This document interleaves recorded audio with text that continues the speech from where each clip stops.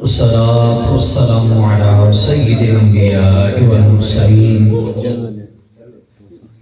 أما بعد فأعوذ بالله من الشيطان الرجيم بسم الله الرحمن الرحيم قال الله تبارك وتعالى في القرآن المجيد أن اشكر لي ولوالديك صدق الله العظيم وصدق رسوله النبي الكريم الأمين قال الله تبارك وتعالى في شان حبيبه إن الله وملائكته يصلون على النبي يا أيها الذين آمنوا صلوا عليه وسلموا تسليما السلام عليك يا سيدي يا رسول الله وعلى آلك وصحابك يا سيدي يا حبيب الله.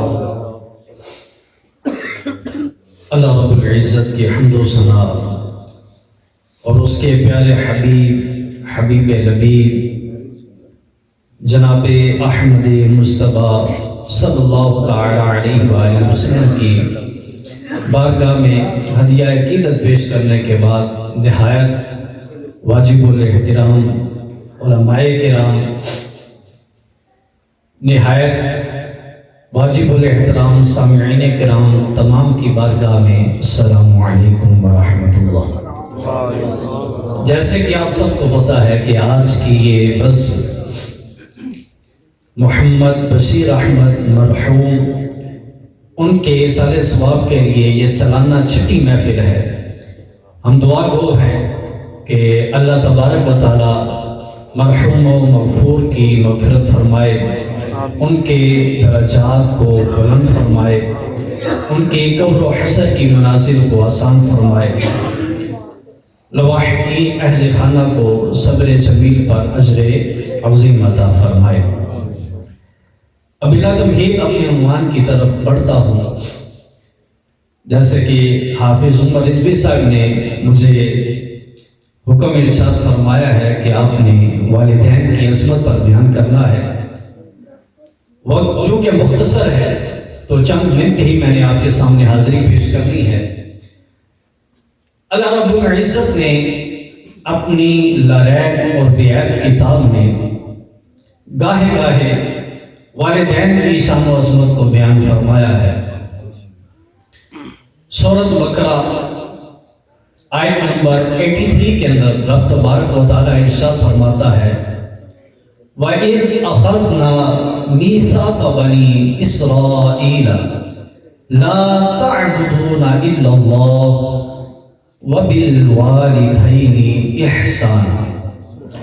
اللہ رب العزت نے ارشاد فرمایا کہ ہم نے جب بنی اسرائیل سے وعدہ لیا کس بات پر کہ تم نے رب تبارک و تعالیٰ کی عبادت کے علاوہ کسی کی عبادت نہیں کرنی اور والدین کے ساتھ احسان کرنا ہے.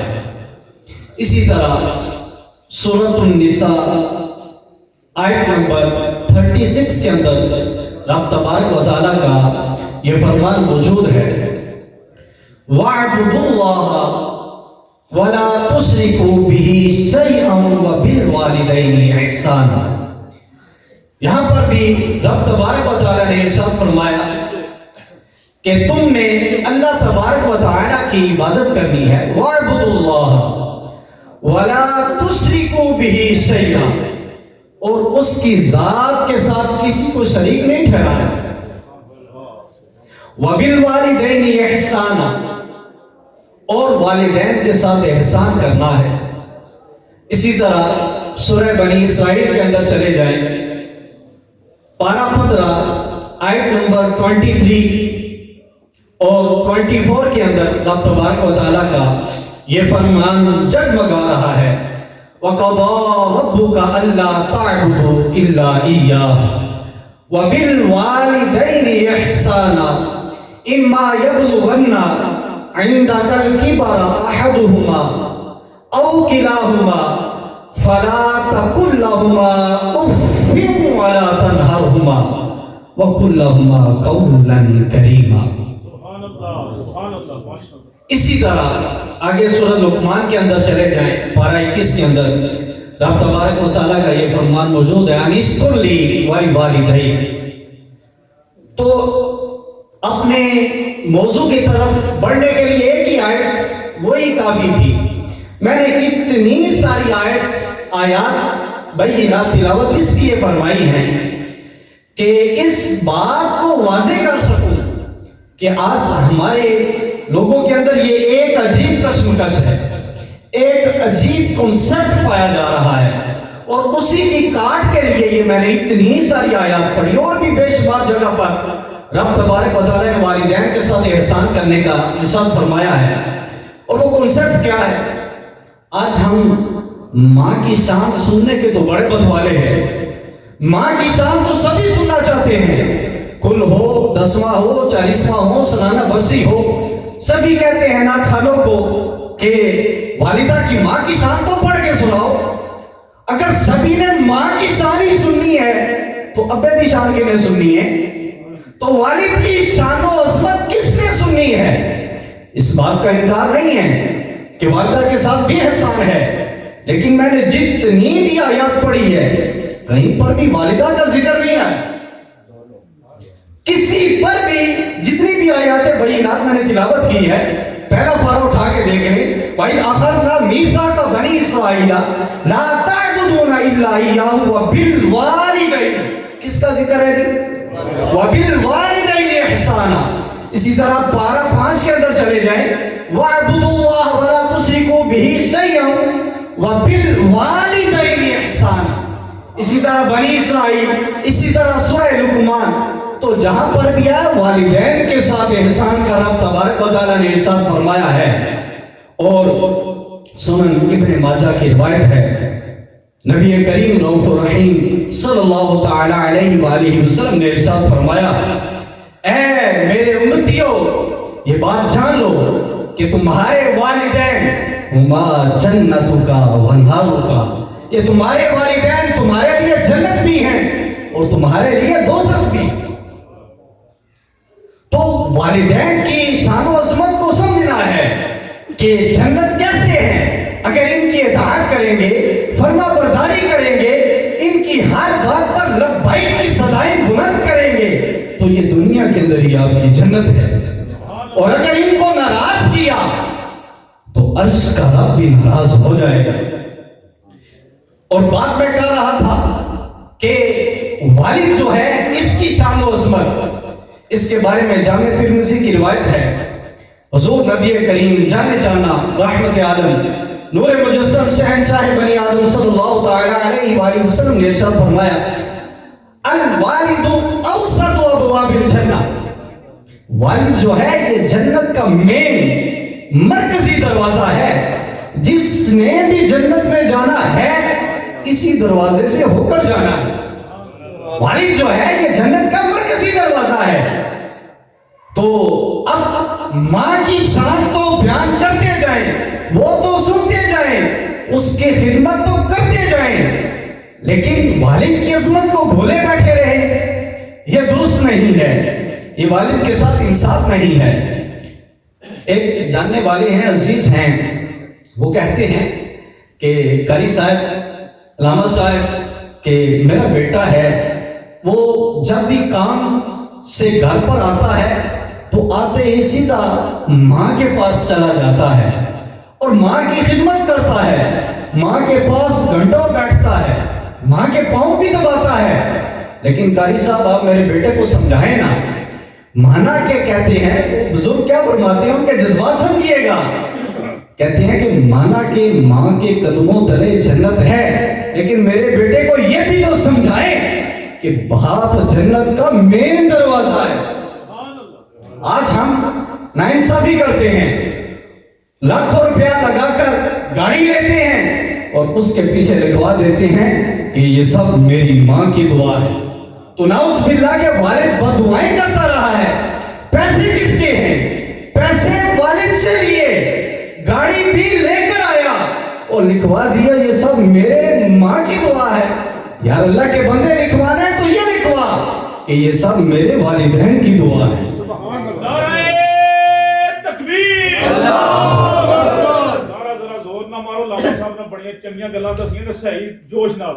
نعرہ تکبیر، نعرہ رسالت، یا رسول اللہ، نعرہ تحقیق، نعرہ حیدری، تاجدار ختم نبوت، تاجدار ختم نبوت۔ آگے حدیث پاک حضرت عبداللہ بن عباس سے روایت ہے رضی اللہ تعالی عنہما، آپ ارشاد فرماتے ہیں کہ نبی کریم رؤوف الرحیم صلی اللہ تعالی علیہ وآلہ وسلم کا فرمان خوشگزار ہے۔ فرمایا ما من مسلمین لہو والدانی مسلمانی، حضور علیہ السلام نے فرمایا کوئی بھی مسلمان، اچھا کوئی قید نہیں لگائی، ڈاکٹر ہو، انجینئر ہو، عالم صاحب ہوں، قاری صاحب ہوں، حافظ صاحب ہوں، حضور علیہ السلام نے ارشاد فرمایا کوئی بھی مسلمان اور اس کے والدین حیات ہوں اور وہ بھی کیا ہوں مسلمان ہوں، اور اس کی حالت کیا ہے یصبحو الیہما، وہ صبح اس حال میں کرے کہ جیسے ہی یہ سورج چڑھے تو وہ اپنے والدین کی زیارت کو چلا جائے، صبح اٹھتے ہی محبت بری نگاہ اپنے والدین کے چہرے پر ڈالے، تو فرمایا فتح اللہ لہ بابین من الجنہ، تو اللہ رب العزت اسی وقت اس مسلمان کے لیے جنت کے 2 دروازے کھول دیتا ہے۔ سبحان اللہ، کیسی خوشگوار حدیث ہے کہ صبح ہوئی ایک دفعہ، کام کتنا چھوٹا سا ہے کہ صرف اپنے والدین کی زیارت کرنی ہے، جیسے ہی اپنے والدین کی زیارت کریں گے اللہ تبارک و تعالیٰ اس مسلمان کے لیے جنت کے 2 دروازے کھول دے گا۔ اور پھر آگے فرمایا کہ جس کا ایک ہی زندہ ہو، والد زندہ ہو یا والدہ زندہ ہو، تو حضور علیہ السلام نے ارشاد فرمایا وَإِن كَانَ وَاحِدًا فَوَاحِدٌ، اگر ایک زندہ ہو اور ایک سے محبت بری نگاہ سے دیکھے تو اس کے لیے جنت کا ایک دروازہ کھول دیا جاتا ہے۔ اور اس کا معاملہ برعکس بھی ہے، پھر آگے حدیث کے الفاظ ہیں وَإِنْ أَغْضَبَ أَحَدَهُمَا، اور اگر ان دونوں میں سے کوئی ایک ناراض ہو جائے، اگر اولاد سے اس کا والد روٹھ جائے الرحمن والحفیظ، تو عرش کا رب بھی روٹھ جاتا ہے۔ تو جب تک وہ اپنے والد کو راضی نہیں کرے گا تو رب بھی راضی نہیں ہوگا، اور اگر والدہ روٹھ جائے تو بھی عرش کا رب روٹھ جاتا ہے، تو ساری رحمتیں اس سے منہ موڑ لیتی ہیں۔ تو اگر والدہ روٹھ جائے تو عرش کا رب بھی روٹھ جاتا ہے۔ حدیث پاک کے الفاظ ہے وَإِنْ أَغْضَبَ أَحَدَهُمَا لَمْ يَرْضَ اللَّهُ عَنْهُ حَتَّى يَرْضَى عَنْهُ، اور اس وقت تک اس سے اس کا رب راضی نہیں ہوتا جب تک اس سے اس کے والد یا والدہ راضی نہ ہو۔ اسی لیے فرمایا مَا جَنَّتُكَ وَنَارُكَ، یہ دنیا کے اندر ہی تمہاری جنت بھی ہے، تمہاری دوزخ بھی ہے، اگر ان کی اطاعت کی، ان کی فرما برداری کرتے رہے، ان کے ساتھ حسن سلوک کرتے رہے، تو پھر کیا ہے جنت تمہارا مقدر ہے۔ وہ کتنا بدبخت ہے وہ۔ حدیث پاک کا مفہوم یہ ملتا ہے کہ جس طرح جس نے رمضان المبارک کو پایا اور اس میں اپنی بخشش نہ کروا سکا تو وہ ناکام و نامراد ہے، وہ خائب و خاسر شخص ہے۔ اسی طرح فرمایا کہ جس نے دنیا کے اندر اپنی زندگی کے اندر والدین کو پایا اور جنت حاصل نہ کر سکا وہ بھی ناکام و نامراد ہے۔ کہ دنیا کے اندر ہی کوئی لمبا چوڑا نصاب نہیں ہے، کوئی دور نہیں جانا، جنت گھر پر ہی موجود ہے۔ حضرت جاہبہ رضی اللہ تعالی عنہ وہ حضور علیہ السلام کی بارگاہ میں حاضر ہوئے اور عرض کرنے لگے یا رسول اللہ صلی اللہ علیہ وسلم میں آپ کی بارگاہ میں حاضر اس لیے ہوا ہوں، میں آپ سے مشورہ کرنا چاہتا ہوں کہ میں جہاد پر جانا چاہتا ہوں۔ تو حضور علیہ السلام نے ارشاد فرمایا حل لک من امی، کیا تمہاری والدہ حیات ہیں؟ تو صحابی عرض کرنے لگے یا رسول اللہ صلی اللہ علیہ وسلم جی ہاں میری والدہ حیات ہیں۔ تو حضور علیہ السلام نے یہ نہیں فرمایا جہاد میں جاؤ، جہاد کرو گے کیونکہ تلواروں کے سائے کے نیچے جنت ہے۔ تو حضور علیہ السلام نے فرمایا فَأَلْزَمْهَا إِنَّ الْجَنَّةَ تَحْتَ رِجْلَيْهَا، تو تمہارے لیے تمہاری والدہ کی خدمت لازم ہے کیونکہ تمہاری جنت تمہاری والدہ کے قدموں کے نیچے ہے۔ تو جنت تو تمہارے گھر ہی ہے، لیکن آج جو لوگ ناانصافی کرتے ہیں، والدہ کو تو عزت دیتے ہیں، اکرام دیتے ہیں، لیکن والد کی شان و عظمت کو پس پشت ڈال دیتے ہیں۔ لمحہ فکریہ ہے، والد اپنی ساری خوشیاں لٹا دیتا ہے اولاد کی خاطر۔ وہ نوجوان کہ جب اس کی شادی نہ ہوئی تھی وہ بڑے بڑے مہنگے کپڑے بیش بہا قیمتی لباس پہنتا تھا، بڑا برانڈڈ مہنگا جوتا پہننے والا تھا، وہ بڑے بڑے عمدہ لباس پہننے والا تھا، لیکن جب اس کی شادی ہو جاتی ہے، بال بچہ ہو جاتا ہے، اور اس کے بعد پھر اب اس کا انداز زندگی بدل جاتا ہے، وہ پھر کیا کہتا ہے، عید آ جاتی ہے، شادی کا تہوار آ جاتا ہے، اس طرح کے ایام جب آ جاتے ہیں تو جب وہ بازار سے گزرتا ہے اس کا دل کرتا ہے کہ میں بھی نیا کپڑا لوں، مجھے بھی سردی لگ رہی ہے، میں بھی کوٹ لوں، واسکٹ لوں، لیکن وہ خریدتا نہیں ہے۔ گھر لا کر اپنی اہلیہ کو 20,000 25,000 30,000 روپے دیتا ہے، اور وہ ایک ہی جملہ کہتا ہے کہ اس سے بچوں کی اور اپنے کپڑے لیا نا میری خیر ہے، میں گزارا کر لوں گا۔ والدین کی قربانیوں کو ہم بھول جاتے ہیں۔ آپ نے دیکھا ہوگا، آپ نے بھی یہ مشاہدہ کیا، میں نے بھی دیکھا ہے کہ ایک نوجوان ہے، وہ بیرون ملک جاتا ہے یا ادھر فیکٹریوں میں نائٹ اوور ٹائم لگاتا ہے، سارا دن بھی کام کرتا ہے، ساری رات بھی کام کرتا ہے، سمجھ میں آتی ہے، جوان ہے، جوانی عروج پر ہے، جوانی جوبن پر ہے، اس کا شباب ابھی جوبن پر ہے، اوور ٹائم لگا سکتا ہے، اس کے بڑے بڑے خواب ہیں، بڑے بڑے سپنے ہیں، اس نے کئی خواب سجا رکھے ہیں، لیکن آپ کی آنکھوں نے یہ منظر بھی دیکھا ہوگا، 70 سالہ بوڑھا بابا وہ بھی اوور ٹائم لگا رہا ہے۔ جب اس سے پوچھا جاتا ہے کہ بابا جی آپ کیوں اوور ٹائم لگا رہے ہیں، کہتا ہے کہ اب میری اولاد جوان ہو چکی ہے، اخراجات بڑھ چکے ہیں، ان کا خرچہ پورا نہیں ہوتا، میرا بیٹا کالج جاتا ہے، یونیورسٹی جاتا ہے، ان کی فیسیں ادا کرنی ہے، تو باپ کی کمر جھک جاتی ہے۔ اور آج کب کا لونڈا اٹھ کر کیا کہتا ہے کہ ابا جی تھوڑا پتہ ہی کوئی نہیں، آپ کی سوچ کیا ہے، اب کے نیا دور ہے، نئے تقاضے ہیں، آپ کو کیا علم۔ تو ایسا نہ کرے یار، آج والد اگر پیسے مانگ لے نا اولاد سے، اسی کے دیے ہوئے پیسے، اسی نے نوکری لگوائی، اس نے پڑھایا لکھایا، اس نے باہر بیرون ملک بھیجا، اور پھر وہی بیٹا بڑا ہو کر کہتا ہے ابا جی کتنا کی میرے واسطے، ساری زندگی کیا کیا ہے میرے لیے آپ نے۔ اگر وہ پیسے مانگ لے نا تو پھر آگے سے کہتا ہے ابا کل 5,000 دیا تھا، 10,000 دیا تھا، پیسے لگا بھی دیے، آپ کو پتہ نہیں پیسے کمانے کتنا مشکل ہے، آگے سے باتیں سناتے ہیں۔ مجھے حدیث پاک یاد آ رہی ہے، حضور علیہ السلام کے صحابی ہیں، حضور علیہ السلام کی بارگاہ میں حاضر ہوتے ہیں اور عرض کرتے ہیں یا رسول اللہ صلی اللہ علیہ وسلم میرے پاس پیسہ ہے، میرے پاس مال ہے، دولت ہے، میرا ساتھی ہے، میں نے خود کمایا ہے، مجھے وراثت میں نہیں ملا، یہ جو پیسے ہیں مجھے کسی نے نہیں دیے، یہ مجھے وراثت میں نہیں ملے، میں نے خود کمائے ہیں، لیکن میرا باپ مجھ سے پیسے چھیننا چاہتا ہے، میرا باپ مجھ سے پیسے مانگتا ہے۔ تو حضور علیہ السلام نے ارشاد فرمایا کہ یہ میرا کرنے والے، مجھے یہ تو بتاؤ کہ تم خود کس کے ہو، تم خود کس کے ہو۔ تو عرض کرنے لگا یا رسول اللہ صلی اللہ علیہ وسلم میں تو اپنے والد کا ہی ہوں۔ تو حضور علیہ السلام نے ارشاد فرمایا انت و وہ مالو کا لیا بھی کا، تم بھی اور تمہارا مال بھی تمہارے باپ کا ہی تو ہے۔ آج ہم کہتے ہیں یہ پیسہ میرا، یہ دکان میری، یہ پلاٹ میرا، یہ جگہ میری، یہ جائیداد میری۔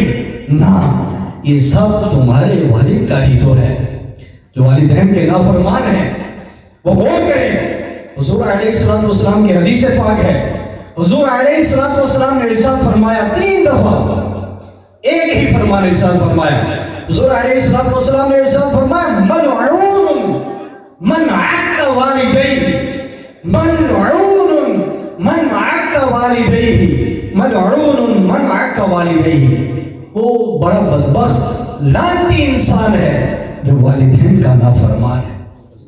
میرے آقا حضور علیہ السلام کو ارشاد فرماتے ہیں قرب قیامت کی نشانیاں بیان فرماتے ہوئے آپ نے یہ ارشاد فرمایا کہ ایک وقت یہ بھی آئے گا، قرب قیامت ایسا ٹائم آئے گا کہ جو بیٹا ہے نا اپنے دوستوں کو ترجیح دے گا اپنے والد پر۔ آج ہم نے نئی گاڑی لینی ہو، کار لینی ہو، نیا موبائل لینا ہو، مکان لینا ہو، پلاٹ لینا ہو، کاروبار شروع کرنا ہو، تو ہم کس سے مشورہ کرتے ہیں؟ اپنے دوستوں سے، حلقہ احباب سے۔ حضور علیہ السلام نے ارشاد فرمایا قرب قیامت یہ ہوگا، یہ منظر دیکھنے کو آئے گا، اولاد جو ہے اپنے والد کو چھوڑ کر دوستوں کو ترجیح دے گی۔ اور یہ منظر دیکھنے کو آتا ہے، ہم گھنٹوں بلکہ پورا دن گزر جاتا ہے، کئی مہینے گزر جاتے ہیں، ہمیں پرواہ نہیں ہوتی، ہم والد کے پاس 1 منٹ دینا بھی دشوار ہوتا ہے۔ نعرہ تکبیر، نعرہ رسالت، نعرہ رسالت، علماء اہل سنت۔ حضور علیہ السلام کا فرمان سنا رہا تھا کہ حضور علیہ السلام نے ارشاد فرمایا قرب قیامت ایسا منظر دیکھنے کو آئے گا کہ اولاد جو ہے والد پر دوستوں کو ترجیح دے گی، ان کے پاس بیٹھنا وہ پسند کریں گے، لیکن باپ کے لیے ان کے پاس ٹائم نہیں ہوگا۔ اسی طرح حضور علیہ السلام نے ایک اور نشانی ارشاد فرمائی۔ حضور علیہ السلام نے ارشاد فرمایا قرب قیامت ماں پر بیوی کو ترجیح دی جائے گی، ماں کو اہمیت نہیں دی جائے گی، ماں کو ویلیو نہیں دی جائے گی، بیوی کو ویلیو دی جائے گی، بیوی کی بات کو مانا جائے گا، اس کو پروٹوکول دیا جائے گا، لیکن والدہ کو اہمیت نہیں دی جائے گی۔ خدا لوٹ آئیے، اپنے والدین کی قدر کریں، جن کو اللہ تبارک و تعالیٰ نے یہ نعمت دے رکھی ہے تو ابھی ان کو راضی کر لیں، کیونکہ حضور علیہ السلام نے ارشاد فرمایا ما جنتک و نارک وآخر دعوانا ان الحمد للہ رب العالمین۔